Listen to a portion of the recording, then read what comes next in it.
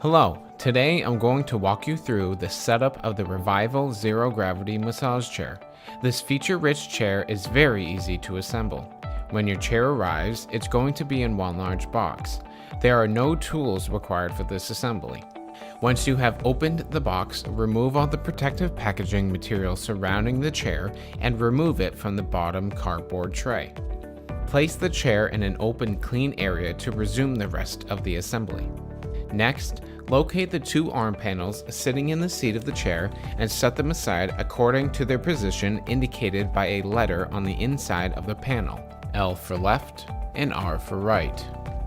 Along with the two side panels, you will find the chair's power cable, spare fuses and ball joints, the assembly guide, a user manual, a quick start guide, and the warranty card. Don't forget to register your warranty. Next, we will attach the arm panels of the chair by their corresponding side. Ensure that the lip of the arm panel faces toward the front of the chair. Align the connectors on the arm panel with the sockets on the chair's body and push firmly to connect into place. Repeat this step to the other side. Once both panels have been connected to the side of the chair, connect the chair's main power cord into the respective port on the back side base of the massage chair. Flip the main power switch on. Your remote control should come already attached to the chair's body.